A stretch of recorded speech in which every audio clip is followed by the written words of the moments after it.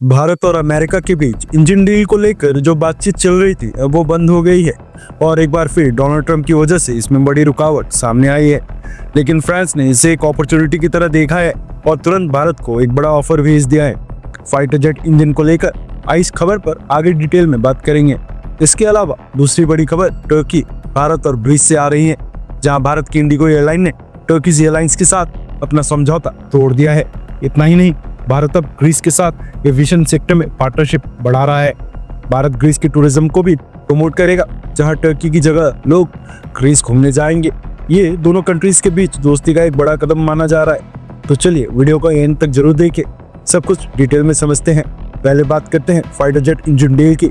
जून 2023 में पीएम मोदी के अमेरिका दौरे के दौरान एक बड़ी डील हुई थी। भारत की कंपनी HAL यानी कि हिंदुस्तान एरोनॉटिक्स लिमिटेड और अमेरिका की जनरल इलेक्ट्रिक यानी GE के बीच एक समझौता हुआ।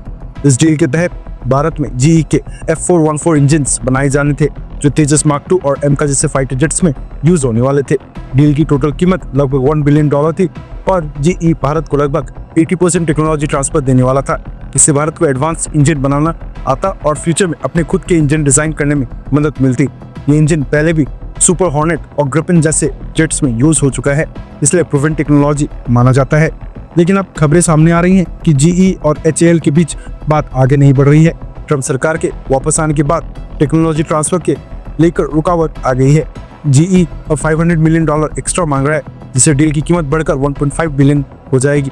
साथ ही GE का कुछ इंपॉर्टेंट टेक्नोलॉजीज जैसे single crystal turbine blades, thermal coating और कूलिंग टेक देने को तैयार नहीं है। सिर्फ इतना ही नहीं, अमेरिका IPR यानी कि इंटेलेक्चुअल प्रॉपर्टी राइट्स भी खुद के पास रखना चाहता है, यानी भारत इंजन में कोई भी बदलाव या सुधार नहीं कर सकता। और तो और अमेरिका के कानून के कारण भारत इन इंजन के साथ बने फाइटर जेट्स किसी तीसरे देश को एक्सपोर्ट भी नहीं कर सकता। इसका सीधा असर भारत के तेजस मार्क II और MK प्रोजेक्ट्स पर पड़ेगा। तेजस मार्क II का प्रोटोटाइप 2026 तक उड़ने वाला था, लेकिन अगर GE से इंजन नहीं मिला तो डिले होगा। MK का Mark I वर्जन भी अभी GE का इंजन के ऊपर ही निर्भर है। जब तक DRDO का 110 KN वाला इंडिजिनियस इंजन नहीं बन जाता, GE का इंजन ही लगाना था। इसी बीच भारत ने फ्रांस की सैफरन कंपनी से बातचीत तेज कर दी है। सैफरन ने ही राफेल जेट के लिए इंजन बनाया था। अब उन्होंने भारत को M88 इको इंजन ऑफर किया है, जो 95 to 105 KN तक की पावर देता है और तेजस मार्क II के लिए परफेक्ट फिट है। खास बात यह है कि सैफरन भारत को 100% टेक्नोलॉजी ट्रांसफर देने की तैयार हो गया है। वो IPR भी भारत के साथ शेयर करना चाहता है, जिससे भारत खुद इंजन को मॉडिफाई या अपग्रेड कर सकता है।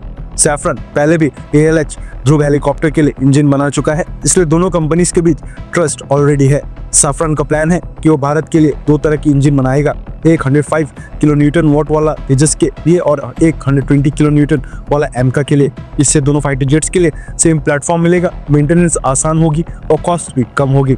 सैफरन का engine plug and play type का है, जिसे तेजस के स्ट्रक्चर में ज्यादा बदलाव की जरूरत नहीं पड़ेगी।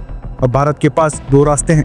पहला, GE के F414 इंजन के साथ जाना चाहा, कुछ टेक्नोलॉजी मिलेगी लेकिन IPR और एक्सपोर्ट रेस्ट्रिक्शंस होंगी।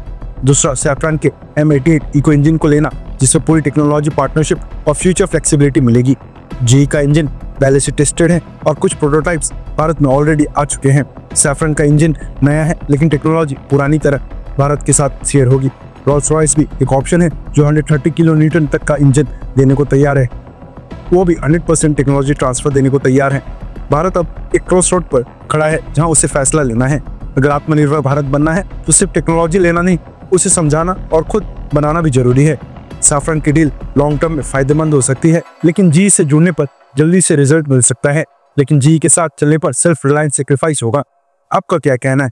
फ्रांस या अमेरिका, भारत को किस दिशा में जाना चाहिए? अपनी राय कमेंट बॉक्स में लिखकर जरूर बताएं।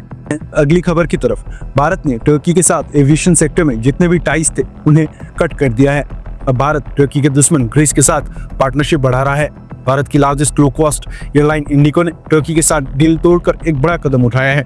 अब इंडिगो भारत और यूरोप के बीच का ट्रैवल और भी आसान बनाने जा रही है। 2026 तक दिल्ली से एथेंस यानी कि ग्रीस के लिए डायरेक्ट फ्लाइट स्टार्ट होने वाली है। इसका मतलब है अब ग्रीस जाने वाले लोगों का नो लेओवर्स होंगे और ना लंबा सफर होगा। ये डायरेक्ट फ्लाइट टाइम भी बचाएगी और कॉस्ट भी कम करेगी।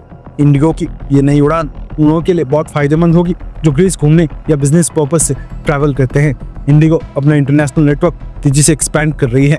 कंपनी का प्लान है कि अगले कुछ सालों में 10 नए इंटरनेशनल डेस्टिनेशन स्टार्ट करेगी, जिसमें एथेंस शुरुआत है। इसलिए इंडिगो को लॉन्ग हॉल एयरक्राफ्ट की जरूरत होगी। इसी वजह से कंपनी ने नए प्लेन्स का ऑर्डर दिया है। सीईओ पीटर एल्बर्स के मुताबिक 2025 के एंड तक से हर हफ्ते एक नया प्लेन इंडिगो को मिलेगा। 2026 तक उनके पास बोइंग 787, ड्रीमलाइनर जैसे लॉन्ग हॉल एयरक्राफ्ट होंगे। इंडिगो ने 6 बोइंग 787, 9 ड्रीमलाइनर प्लेन्स लीज पर लेने का कॉन्ट्रैक्ट भी किया है। इससे लॉन्ग रूट्स पर बेटर सर्विस दी जा सकेगी। फाइनेंशियली भी इंडिगो स्ट्रॉन्ग पोजीशन में है। 2025 के फाइनेंशियल डेटा के मुताबिक कंपनी की रेवेन्यू में 18% का ग्रोथ हुआ है। 841 बिलियन रुपीस की कमाई और 72.6 बिलियन रुपीस का मुनाफा दिखाता है कि इंडिगो का ग्रोथ स्टेबल है।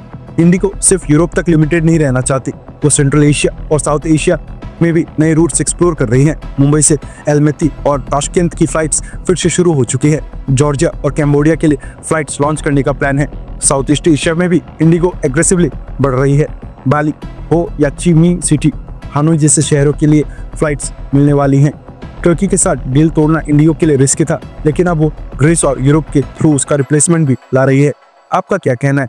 टर्की से फ्लाइट्स तोड़कर ग्रीस से पार्टनरशिप करना सही डिसीजन है या नहीं?